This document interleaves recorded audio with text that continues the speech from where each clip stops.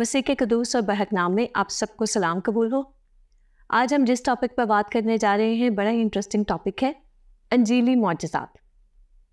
Topic ہم نے وہیں سے لیا ہے جناب ظفر اقبال صاحب کی مرتب کردہ کتاب الاستفسار، اور انجیلی معجزات پر بات کرنے کے لیے خوش آمدید کہنا چاہوں گی پروفیسر جناب شفیق قمر صاحب کو۔ سر ظفر اقبال صاحب وہی اپنے منفرد انداز میں سوال کرتے ہیں، میں سوچ رہا ہوں کہ مسیح کے انجیلی معجزات کی حقیقت کیا ہے؟ کیا ان میں سچائی کی کوئی رمق ہے بھی، یا وہ محض اسطورہ دیو مالائی کہانیاں ہیں؟ کیا ایسا ہی ہے سر، کہانیاں ہیں بچوں کو رات میں سنائے ہم بس؟ نہیں، ظفر صاحب بعض دفعہ جذباتی ہو جاتے ہیں۔ یہ دیو مالائی کہانیوں کی آپ تعریف سن لیں کہ یہ کیا ہے۔ یہ وہ کہانیاں یا وہ باتیں ہیں جن کی حقیقت کوئی نہیں ہوتی، اور یہ تاریخی واقعات نہیں ہوتے۔ اس لیے آپ کسی بھی دیو مالائی کہانی کے اندر مجھے بتا دیں کہ ڈیٹ لکھی ہو کہ فلاں تاریخ کو پیدا ہوا تھا، فلاں تاریخ کو اس کی شادی ہوئی تھی، ایسا کچھ نہیں۔ یہ کہانیاں، وہ بات آپ کی صحیح ہے کہ بچوں کو سنانے کے لیے ٹھیک ہے، بچپن میں ہم کہانیاں سنتے تھے، پنجابی میں کہتے ہیں باتیں، تو یہ تو باتیں ہوتی ہیں۔ مسیح یسوع کے متعلق اناجیل میں جو کچھ بھی بتایا گیا وہ تاریخی واقعات ہے۔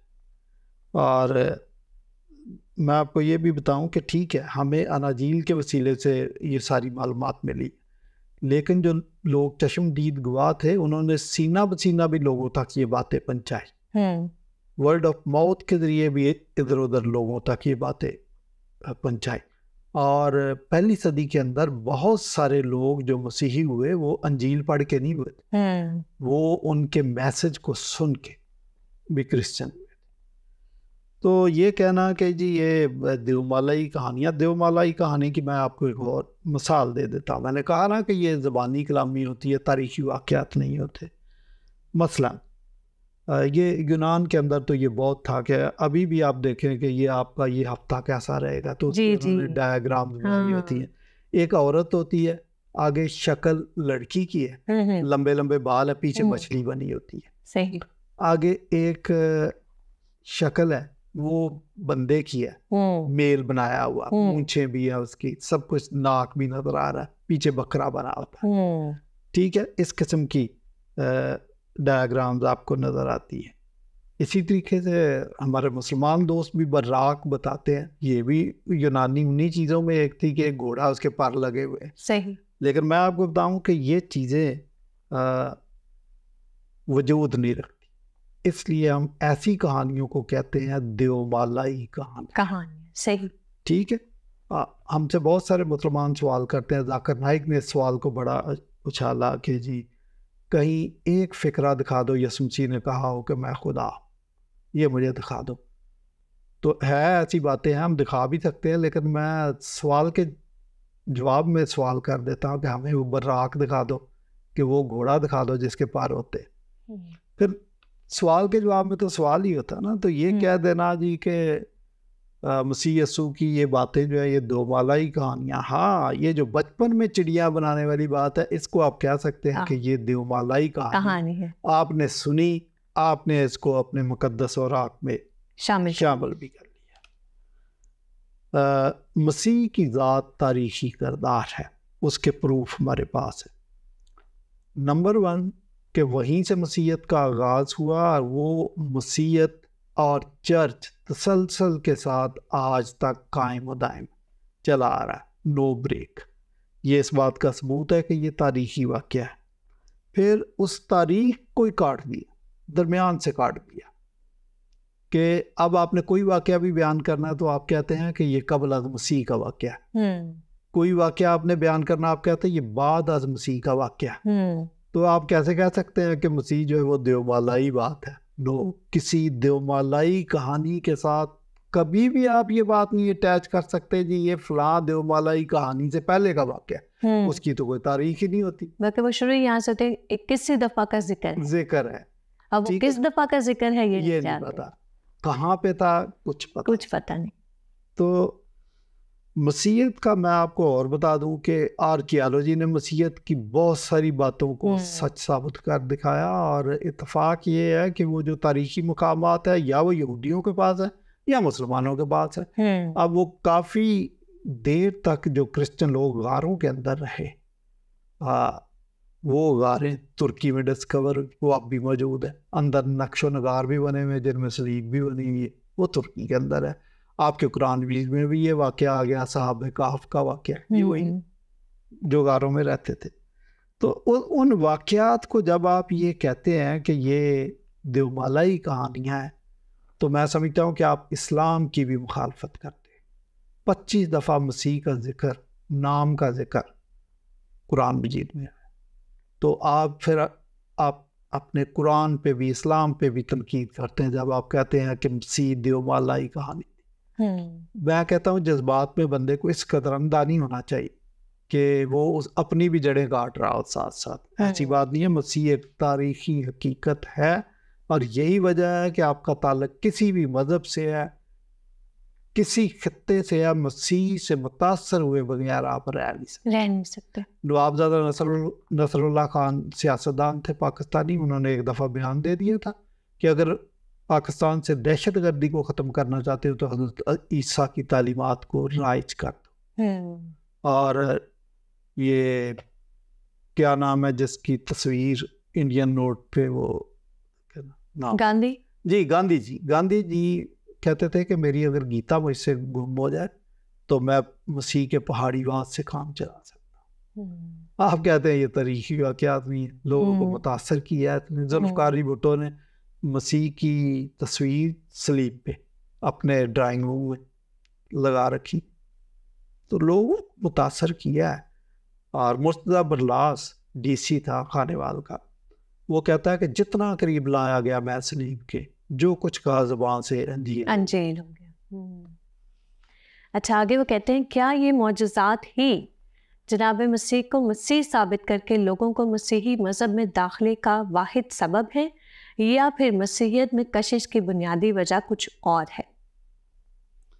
دیکھیں، معجزات تو اس وقت تھے، اس وقت کے جو مخاطبین تھے، جو ہم اثر تھے، انہوں نے نو ڈاؤٹ معجزات دیکھے، لیکن میں آپ کو حقیقت بتاؤں کہ ان معجزات کی موجودگی میں، معجزات کو دیکھ کر مسیح کے پیچھے تو لوگ آتے تھے، لیکن کسی ایک بندے نے یہ نہیں کہا کہ معجزات کو دیکھ کے میں کرسچن ہو گیا۔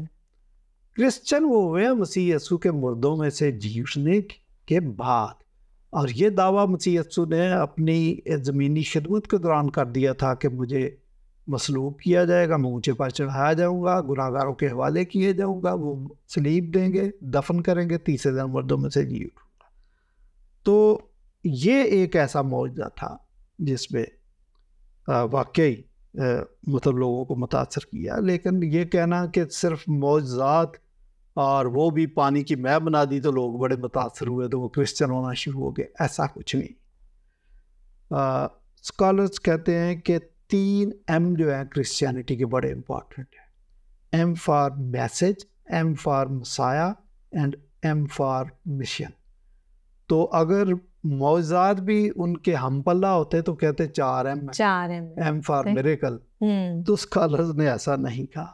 دوسری بات الہی منصوبے کی تکمیل ہے، اور یہ الہی منصوبہ خدا کا بنایا ہوا ہے۔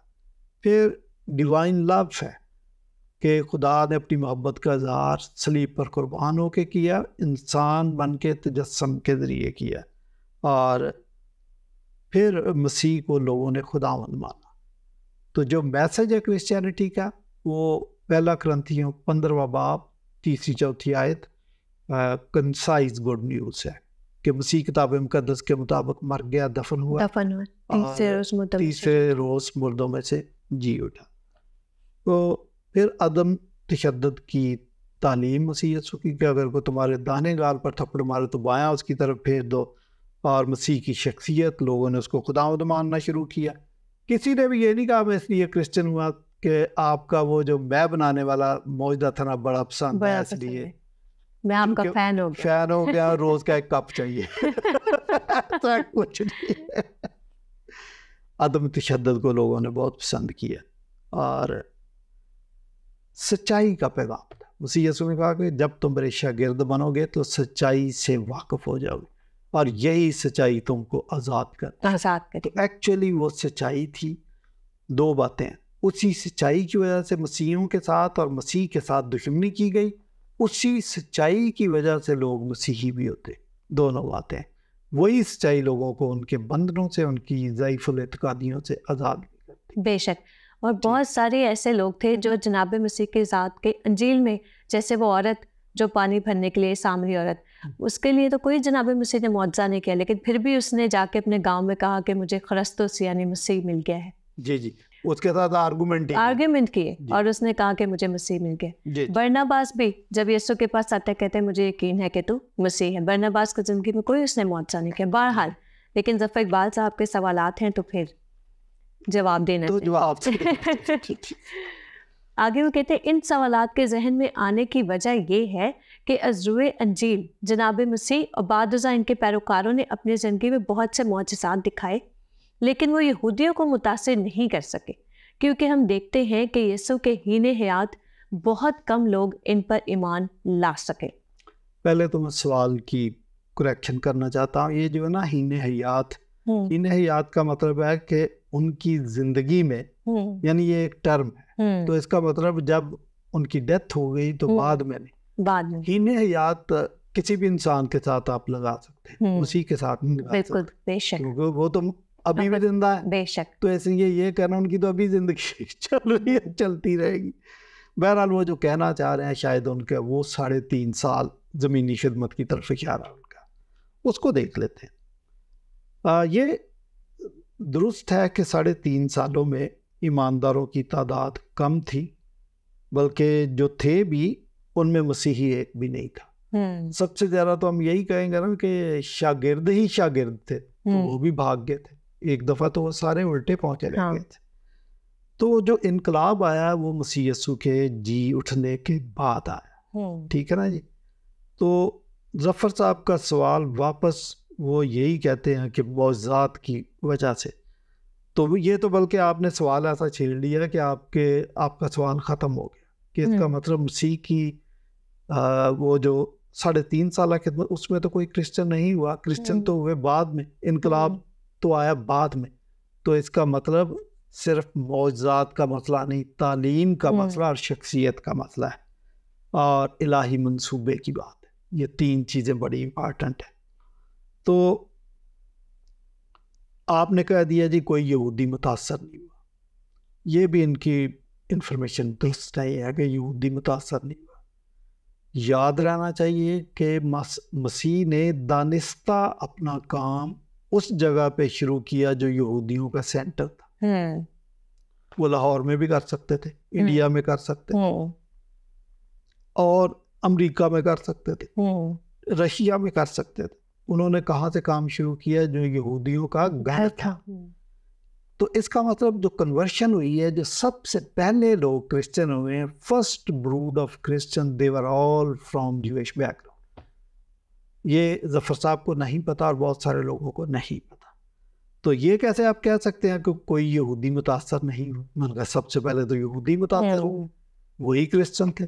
غیر قومیں بعد میں شامل ہوئے، یونانی بعد میں شامل ہوئے، رومی بعد میں شامل ہوئے. بعد میں آہستہ آہستہ لوگ آتے چلے گئے، لیکن فرسٹ ٹائم جو پہلا گروپ تھا وہ یہودیوں کا تھا. یہ یاد رکھنا چاہیے. تو اس کو بھی یہ آپ کی ایگزیجریشن ہے جب آپ کہتے ہیں کہ یہودی تو متاثر ہی نہیں ہوئے. لیکن وہاں پر اس وقت بھی 3 گروپ بنے تھے. بعد میں ان کی ریشو بدلتی گئی، لیکن فوری طور پر جو بنے تھے 3 گروپ بن گئے تھے. یاد رہنا چاہیے. پہلا گروپ ہے جو مسیح کے مخالف تھے، جنہوں نے کہا کہ اس کو سلیب دے، جنہوں نے کہا کہ ہمیں برابا چاہیے، جنہوں نے کہا کہ اس کا خون ہماری اور ہماری نسل کی گردن پر. یہ پہلا گروپ ہے. ٹھیک ہے نا. یہ مخالف تھے، ان پر ہو سکتا اس وقت نہ اثر ہوگا. دوسرا گروپ تھا جو کہتا تھا کہ نہیں، وہ مخالف نہیں تھے مسیح کے، لیکن ایٹ لیسٹ وہ اتنا فیور میں بھی نہیں تھے، وہ نیوٹرل ہو گئے. انہوں نے کہا ہمیں اس کو پہچاننے میں غلطی لگی ہے. یہ وہ گروپ ہے جو کہتے تھے کہ یہ مسیح نہیں ہے، یہ اس کا کوئی ہم شکل ہے اور ہم نے پہچاننے میں غلطی کی. تو یہ جو مسلمان نظریہ پیش کرتے ہیں ہم شکل کا، یہ اس وقت ہی وجود میں آ گیا. صحیح. ٹھیک ہے. تیسرا گروپ وہ تھا جو متاثر ہوئے جنہوں نے مسیح کو خداوند مانا, جو اس کے پیروکار بن گئے, دے بیکیم کرسچن. تو ان کی تعداد بھی دن بدن بڑھتی چلی. جب ان کی تعداد دن بدن بڑھتی گئی تو پھر وہ ریشو یہودیوں کا جو تھا, مخالفین تھا, وہ تناسب بگڑ گیا تھا. اب آپ دیکھیں کہ یہودی جب ملک مصر سے نکلے ہیں اس وقت 26 لاکھ ایک اندازے کے مطابق. تو جب مسیح آیا اس وقت ان کی تعداد کہیں زیادہ تھی. ٹھیک ہے, اور آج دنیا کی آبادی 7 ارب کے برابر ہے, اور ان کی آبادی مشکل سے 1 کروڑ. کدھر گئے وہ یہودی جن کو کہا گیا تھا کہ ان کی تعداد کو آسمان کے ستاروں کی مانند انگنت بنا دو؟ کہا گئے دے بیکیم کرسچن. ان کو یہ باتیں سمجھ نہیں آتی, وہ کرسچن ہو گئے ہیں. اب امریکہ میں, رشیا میں, ادھر ادھر ہالینڈ میں, ویسٹ میں, آسٹریلیا میں, یہ جو گوری چمڑی والے لوگ ہیں یہ کرسچن کہاں سے آئے؟ یہ سب یہودی کانورٹ جن کی نسلیں اب کرسچن. تو یہ کہنا کہ جی یہودی تو متاثر ہی نہیں ہوئے تھے, وہ اور پطرس کا جو پہلا خطبہ تھا اس نے کوئی ایک معجزہ نہیں دکھایا, صرف اس نے زبان سے خطاب کیا اور 3000 یہودی ایک دن میں جو ہے وہاں پہ آ کے جناب مسیح کو انہوں نے قبول کیا. تو یہ ساری وہ باتیں ہیں, یہ سارے معجزے بھی دکھا رہے تھے, لیکن یہ کہنا کہ ساری کرسچینٹی معجزات پہ ہی ڈیپینڈ کرتی تھی, ایسا ہرگز نہیں ہے جی. تو یہ بڑی عجیب بات ہے. خیر آگے وہ کہتے ہیں سوچنے کی بات یہ ہے کہ جو معجزات جناب مسیح کی زندگی میں ان کا مؤثر گواہ نہ ثابت ہو سکے تو وہ بعد از رخصت کیسے موثق ہو گئے, باوجود یہ کہ جن لوگوں کی آنکھوں کے سامنے پیش آئے تھے وہ ان کے سبب ایمان نہ لا سکے. پہلی بات یہ ہے کہ مسیح کا مشن یہ نہیں تھا کہ میں آؤں گا تو میں معجزے کروں. ٹھیک ہے نا, وہ جو یسایہ 35 باب میں پیش ہوئی ہے کہ اندھوں کی آنکھیں واہ کی جائیں گی, وہ اس وقت کی نشانی ہے کہ لوگ مسیح آ گیا ہے, خدا زمین پر آ گیا. اس کا مقصد یہ, اور مسیح نے بتایا بھی یہی کہ جا کے بتا دو, تو یوحنا کو سمجھ آ گئی کہ اس کا مطلب خدا آ چکا ہے.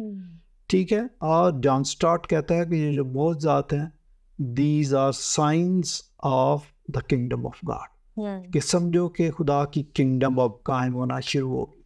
معجزات کا یہ مطلب ہے. تو لیکن مسیح کا مشن صرف معجزات نہیں تھا, یہ معجزات منتہائے کمال بھی نہیں تھا, کلائمیکس نہیں تھا اس کا. کلائمیکس اس کا سلیپ پر ہوا جب اس نے کہا کہ تمام ہوا, مشن کمپلیٹ ہو گیا. ٹھیک ہے, اور جی اٹھنے کے بعد اس نے شاگردوں کو کہا کہ اب مشن کمپلیٹ ہو گیا, اب اس مشن کو لے کر آپ نے جانا, اس میسج کو لے کر آپ نے جانا. اور شاگرد جی اٹھنے کے بعد انہوں نے یہ میسج آگے دینا شروع کر دیا, اور جی اٹھنے کے بعد لوگوں نے مسیح کو خداوند ماننا شروع کیا. تو یہ جو کہتے ہیں کہ مؤثر گواہ نہیں تھے, آپ نے اپنی طرف سے سوال بنا لیا, اپنی طرف سے جواب بنا لیا. وہ کہتے ہیں کہ میں بھی منہ میں زبان رکھتا ہوں, کاش پوچھو کہ مدعا کیا ہے. تو آپ جان بوجھ کر ہمیں پہلے آف ٹریک کر رہے ہیں اور پھر اس کا جواب مانگ رہے ہیں. نہ ہم آف ٹریک ہونے والے ہیں بھائی, اور نہ آپ کو آپ کے غلط جواب, سوال کا غلط جواب دیں گے. پہلے تو آپ کا سوال درست کریں گے اور پھر اس کا درست جواب دیں گے. یہی ہم کر رہے ہیں. آگے وہ کہتے ہیں پولوس نے مسیح کے بہت بعد جا کر کہیں اعلان کیا کہ جناب مسیح کی زندگی نہیں بلکہ ان کی صلیبی موت اور مردوں میں سے جی اٹھنا ہی نجات کا واحد ضامن ہے. یہ بہت سارے مسلمانوں کو یہ غلط فہمی ہے کہ پولوس نے جا کر نئے نظریات پیش کیے. وہ تو کہتے ہیں پولوسیت. بعض یہ بھی کہتے ہیں کہ مسیحی اتنے بھولے پنچھی ہیں کہ ان کو پتہ نہیں چلا کہ پولوس ان کا دشمن تھا, وہ دھوکے سے ان کی صفوں میں داخل ہو گیا اور جا کے اس نے مسیحیت کا حلیہ بگاڑ دیا, اور آج نہ وہ یہودیت ہے نہ وہ مسیحیت ہے بلکہ پولوسیت. یہ کہتے ہیں. میں پہلے بھی ان باتوں کا جواب دیتا ہوں کہ پولوس جب اپنا تعارف کرواتا ہے تو وہ اپنی ذات کا تعارف نہیں کراتا. بڑی حیرت کی بات ہے کہ وہ کہتا ہے کہ میں پولوس مسیح کا بندہ. بندہ جس کا ترجمہ کیا گیا ڈیولاس, جس کا مطلب ہے غلام. ایکچولی اگر غلام لکھا جاتا ترجمے میں تو زیادہ بہتر. میں مسیح کا غلام, اس نے تو اپنا تعارف یہ کروایا. غلام کی آپ جانتے ہیں اپنی مرضی نہیں ہوتی, وہ اپنے مالک کی مرضی کرتا ہے. وہ تو سوچتا بھی مالک کے ذہن سے, غلام تو ایک ایسی ٹرم ہے کہ اس کو تو سوچ کی بھی نہیں آزادی ہوتی کہ اپنی مرضی سے سوچ سکے. صحیح. ٹھیک ہے, آپ مجھے بتائیں کہ جس دور میں غلامی جائز تھی, کسی غلام نے آ کے اپنے مالک کو کہا ہو کہ رات کو میں سوچ رہا تھا تو میں فلاں بندے کی جو بیٹی ہے بڑی خوبصورت ہے, مجھے اچھی لگتی ہے, تو رشتہ پوچھ دے, سوال ہی پیدا نہیں. غلام کا یہ طریقہ کار ہی نہیں تھا. تو پولوس غلام کے طور پر اپنے آپ کو تعارف کرواتا. بہرحال وہ رسول ہے, ہمارے لیے معتبر ہے, اس نے بڑا کام کیا ہے, اور جو باقی شاگردوں کی ذمہ داری تھی وہی پولوس کی تھی جو اس نے کی ہے. یہ کہنا کہ پولوس کے ذریعے ہی ہمیں نجات کا, مردوں میں سے جی اٹھنے کا, مسیح کے خدا ہونے کا, مسیح کی ڈوینٹی کا پتہ چلا, یہ سوچ درست نہیں. یہ ضرور ہے کہ پولوس نے ان چیزوں کو بڑی وضاحت سے اور آسان کر کے بیان کر دیا, لیکن یہ کہنا کہ پولوس نے نئی چیزیں متعارف کرائیں, وہ ایک بدعتی شخص تھا, نو, اس قسم کی کوئی بات. جتنی باتیں بھی پولوس نے بتائی ہیں وہ ساری کی ساری بائبل میں موجود ہے. بلکہ میں تو بتاؤں گا کہ اگر رومیوں کا خط پڑھیں تو یہ ایک شاہکار خط ہے, اور وہ سارا خط, اس کو بعض لوگ منی بائبل بھی کہتے ہیں. کیوں منی بائبل کہتے ہیں؟ کہ پوری بائبل کا اختصار خلاصہ اس میں بیان کیا گیا. تو پھر آپ کیسے کہہ سکتے ہیں کہ یہ پولوس نے اپنی طرف سے نئی چیزیں ایڈ کر دی؟ میں اب 2-3 چیزیں بتاتا. نجات اور کفارے کے متعلق اگر آپ یسایہ 53 باب پڑھیں تو آپ کو پتہ چلے گا, میں نے پہلے بھی ایک دفعہ یہ بات کہی تھی کہ ایسا لگتا ہے کہ یسایہ 53 باب کو کسی ڈائریکٹر نے کھول کے رکھا ہوا تھا اور اس کے مطابق وہ انسٹرکشن دے رہا تھا کہ ایسے ایسے کر لو, ایسا لگتا. ٹھیک ہے, تو یہ ساری بات ہے تو یسایہ 53 میں بھی موجود ہے. کفارے کی بات ہے, اور یہ ہے کہ ہماری خاطر اس نے مار کھائی ہے, اس کی زبان پہ تو چھل نہیں تھا, وہ تو قصوروار نہیں تھا, وہ ہمارے گناہوں کی خاطر کچلا گیا. ساری چیزیں وہاں پر موجود ہے. اولڈ ٹیسٹمنٹ کے اندر سیکریفیشل سسٹم موجود ہے, 5 قسم کی قربانیاں موجود ہیں. گناہ کے کفارے کے لیے قربانی برہ لے کے جائیں کاہن کے سامنے اور قربان کریں آپ کے, اور توبہ کریں, گناہوں کی معافی ہوگی. سال میں ایک یوم کپور فکس تھا کہ پوری قوم کے لیے بھی کفارہ دیا جاتا تھا.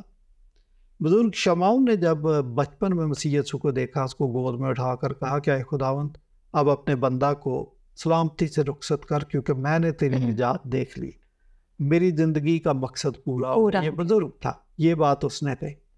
تو اس کا مطلب وہ صحیفوں کو بھی جانتا تھا اور اس نے ان چیزوں کو سمجھا. مسیح یسوع نے خود اپنے شاگردوں کو یہ باور کرایا کہ ضرور ہے کہ ابن آدم اونچے پر چڑھایا نہ جائے, اور جب تک میں اونچے پر نہ چڑھایا جاؤں گا آپ کو کیسے اپنی طرف کھینچوں گا. 3-4 مقامات میں مسیح یسوع نے کہا کہ ابن آدم گنہگاروں کے حوالے کیا جائے گا, وہ اسے ماریں گے, دفن کریں گے, تیسرے دن وہ مردوں میں سے جی اٹھے گا. اس ہیکل کو گرا دو, اس مقدس کو گرا دو, میں 3 دن میں کھڑا کر سکتا ہوں, اور ان لوگوں کو یونا نبی کے علاوہ کوئی نشان نہ دیا جائے گا. یہ ساری باتیں مسیح یسوع کہہ رہے تھے کہ ابن آدم کھوئے ہوئے کو ڈھونڈنے اور نجات دینے آئے. آپ کو سمجھ نہ آئے تو یہ اور بات ہے, ورنہ بائبل تو بھری پڑی ہے. یہ تو چونکہ پروگرام کی ہماری لمیٹیشن ہے, ٹائم لمیٹڈ ہوتا ہے, ٹھیک ہے, اس لیے شارٹ اختصار کے ساتھ ہی بتا سکتے ہیں. ادروائز میں کہتا ہوں گھنٹوں کافی ہے میں آپ کو بتاؤں کہ پولوس سے پہلے یہ ساری چیزیں کہاں پر موجود. مطلب نیو ٹیسٹمنٹ تھیالوجی میں ہے کہ راست باز ایمان سے جیتا رہے گا, تو اولڈ ٹیسٹمنٹ میں پہلے سے لکھا موجود ہے کہ راست باز ایمان سے جیتا رہے گا. ساری باتیں موجود. بہت شکریہ پروفیسر جناب شفیق کمل صاحب. آج ہم نے بات کی اپنے پروگرام میں انجیلی معجزات پر, اور بڑے ہی مفصل انداز میں سر نے بتایا کہ کس طرح سے یہ انجیلی معجزات کی حقیقت اور ان تمام سوالات کو انہوں نے ایڈریس کیا جو ظفر اقبال صاحب نے کیے. ظفر اقبال صاحب بہت سے سوالات کرتے ہیں, آج میں ان سے ایک سوال کرنا چاہوں گی کہ جناب مسیح کی پیدائش کے موقع پر جناب مسیح نے جب کوئی بھی معجزات ابھی نہیں دکھائے تھے, کئی مجوسی پورب سے جناب مسیح کی پیدائش کا ستارہ دیکھ کر مسیح موعود کو ملنے کے لیے اتنا دشوار گزار سفر طے کر کے آئے. وہ کس بیس پر یا کس وجہ سے, ایسے کون سے معجزے کی بنا پر وہ اتنے دور دراز کا سفر, جس میں انہیں معلوم ہے کہ ہم واپس زندہ اپنے ملک میں جا پائیں گے بھی یا نہیں, کیونکہ آپ 2000 سال پہلے کے سفر کو امیجن کیجئے کہ ان کو کوئی ایئرپلین یا کوئی ایسا جہاز یا کوئی بحری جہاز بھی دستیاب نہیں تھا جس میں وہ بیٹھتے، کرایہ دیتے اور جناب بڑے ہی مزے سے اپنا سفر طے کر کے وہاں پہنچتے، بلکہ لکھا ہے کہ وہ اپنے اونٹوں پر سفر طے کر کے اس جگہ پر آئے اور جناب مسیح کو انہوں نے دیکھا، صرف اسی ایمان پر کہ یہ مسیحا ہے۔ ایسا انہوں نے کیوں کیا؟ کون سے معجزے کی بنا پر کیا؟ پھر ہم دیکھتے ہیں کہ بہت سے چرواہے اپنی بھیڑ بکریوں کو چھوڑ کر جناب مسیح کو دیکھنے کے لیے آئے۔ وہ کس بنیاد پر، کون سے معجزے کی بنیاد پر اپنی بھیڑ بکریاں سب کچھ چھوڑ کر جناب مسیح کے ذات کو دیکھنے کے لیے آئے؟ آج میں آپ سے سوال کروں گی کہ اگر آج دعوت ملتی ہے کہ بھئی دوپہر میں اس وقت میں جو ہے آپ کو دعا کے لیے جانا ہے اور اپنی دکانیں آپ نے اسی طرح سے چھوڑ کے چلے جانا ہے، کیا آپ ایسا کرتے ہیں؟ ہرگز نہیں۔ تو پھر سوچنے اور دیکھنے کی بات یہ ہے کہ وہ شخصیت جس نے تاریخ کو 2 حصوں میں توڑ دیا، کیا وہ صرف تاریخی طور پر اپنے معجزات کی وجہ سے جانا گیا، یا واقعی میں اس شخصیت کا اثر ہی ایسا ہے جس نے تاریخ پر، زندگیوں پر، ادوار پر، زمانوں پر اثر چھوڑ دیا؟ اور آپ چاہے اس بات کا یقین کریں یا نہ کریں، لیکن آج بھی جب آپ کہیں ڈیٹ لکھتے ہیں تو آپ اس بات کا اقرار کرتے ہیں کہ 2000 سال پہلے ایک شخصیت آئی تھی اور میں اس بات کی گواہی دے رہا ہوں۔ آپ کے لب چاہے اس بات کا اقرار کریں یا نہ کریں، لیکن آٹومیٹیکلی خدائی قدرت دیکھیے کہ ہر ذی نفس جو یہاں پہ تاریخ لکھتا ہے وہ یہی کہتا ہے کہ 2000 سال پہلے کوئی ایسا شخص تھا جس کی میں آج گواہی دے رہا ہوں۔ امید کرتے ہیں جیسے پروفیسر جناب شفیق کمل صاحب نے اس پروگرام میں اظہار کیا کہ خدا تعالیٰ آپ کی بھی سچائی تک رہنمائی کرے، ہماری بھی، ہماری ٹیم کی بھی، آپ سب کے لیے، نہ صرف ظفر اقبال صاحب کے لیے بلکہ سب کے لیے یہی دعا ہے کہ آپ جناب مسیح کی ذات کو پہچانیں، سچ تک رسائی حاصل کریں، اور سچ جب مل جائے تو اسے قبول کرنے کا حوصلہ اور ہمت اپنے اندر رکھیں۔ مجھے اور پروفیسر جناب شفیق کمل صاحب کو آج کے پروگرام سے دیجیے اجازت، پھر ملاقات ہوگی کسی حتمی سچائی کی کھوج میں۔ خدا حافظ۔